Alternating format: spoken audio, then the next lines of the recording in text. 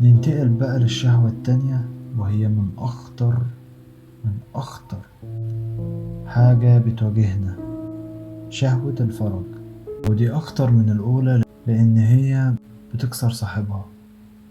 مش بس شهوة الجسد، دي شهوة بتسحب الطاقة العقلية وكمان الروحية كلها. هقولك ازاي. زي واحد صاحبنا بيتفرج على الممنوعات ويقول مرة وخلاص، أنا هعمل كده مرة وخلاص. بس بعد المرة بيحصل شيء خطير جدا، الصورة بتتسجل في الذاكرة، وبعد مدة بترجع التخيلات تاني في دماغك غصب عنك مش بإرادتك. قلبك بيبدأ يبعد تدريجيا عن ربنا وينشغل بحاجة تانية دنيوية. بعدها تبدأ تترك العبادة بسهولة. الإمام الغزالي رحمه الله بيقول إن النظر سهم مسموم من سهام إبليس، والأضرار اللي هتحصل لك بعد كده ضعف في العزيمة، فقدان الهيبة، وعدم القدرة على ضبط نفسك في الاختيارات، وجلد الذات. وبعدها، ودي أخطر حاجة بجد، الاعتماد على اللذة السريعة. طب هنحد وندفع بإيه؟ هقولك يا سيدي أنا بإيه. أول حاجة هنعملها قطع الخيالات. إزاي؟ الغزالي هنا رحمه الله بيأكد أن الخيال مقدمة الفعل. أول ما يجي الخيال قول اللهم القوة، وانقل تركيزك بحركة جسدية أيا كان، إنك تقوم أو تفتح إيدك وتقفلها، إنك بتضغط على شيء بقوة. اغسل وشك مهم تكسر الخيال ده، وكسر الخيال هنا أهم من كسر الفعل نفسه. 2. غض البصر بطريقة فعالة وحاجة عدت قدامك. انقل بصرك، بص للسماء أو في الأرض، أو حول نظرك بطريقة غير مباشرة، إنك ما تمنعش. انت بتحد كده، انت بتنقل تركيزك لشيء بعيد.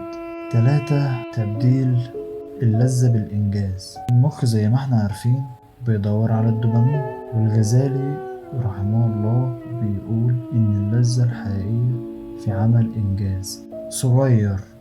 كل ما يجيلك رغبة جنسية، تمرين أو قراءة، وما تنساش أهمهم هو ذكر الله.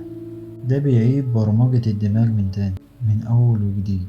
وجعت دماغنا، سامعك وانت بتقول وجعت دماغنا يا عم اياد، قول لي بقى ايه العلاقة ما بين الشهوتين عشان انا كده مش مركز. الإمام الغزالي هنا رحمه الله بيكشف عن حاجة خطيرة، إن الشهوة الأولى تقوي الثانية. يعني اللي يشبع الأولى بيضعف قدام التانية، ومع الوقت بيحصل فقدان سيطرة على القلب، بيبقى تابع للجسد مش العكس. وعلامات إن الشهوتين سيطروا عليه أولهم النوم الكتير، وضعف التركيز، وعدم الثبات في الصلاة، والتشتت، ورغبات عشوائية. تلاقي كل حاجة كده دخلت في بعض، ودايما تلاقي نفسك بتدور على اللذة السريعة. الشفاء والطريقة اللي الغزالي رحمه الله رسمه، إنه بيحذر إن كسر الشهوتين مش منع ولا قمع، لكن إعادة ترتيب القيادة. بيسوق مين، انت ولا الشهوة؟ هنا عمل لك خطة عملية ومكثفة. أولها تعود نفسك على الحرمان القليل، يعني تحرم نفسك بس محسوب بكمية، حاجة بسيطة يوميا بس. تقليل الأكل وتقليل النوم لو بتنام عدد ساعات كتير، وتقلل السكر، وتقلل الوقت اللي انت بتضيعه. بوس ايدك، ما تضيعش وقت هتتحاسب عليه. 2. مجاهدة النظر، لأن العين هي الشرارة اللي هتقيد النار فيك وهتفتح أبواب جهنم عليك. 3. إنك تنشغل باللي بيغذي روحك وعقلك، القراءة والصلاة، إنك تحط أهداف وتحققها. الذكر أهم حاجة، والتمرين، علشان زي ما هتغذي روحك وعقلك لازم تغذي جسمك، عشان النفس لما بتفضى وهي ضد الفراغ بتدور على حاجة تملى بيها الفضا ده، وتطلب دايما لذة. 4. مراقبة لحظة بداية الشهوة، دي اللي بيسميها الغزالي مقدمات الهوى. لو قطعتها كسبت الدنيا والآخرة. من ملك بطنه وفرجه فقد ملك زمام أمره. على فكرة احنا وصلنا لنهاية الحلقة. ركز بالنبي في الجملتين اللي هقولهم لك دول. أنا مش هنا خاصة في الحلقة دي عشان أوعظك وأديك نصايح.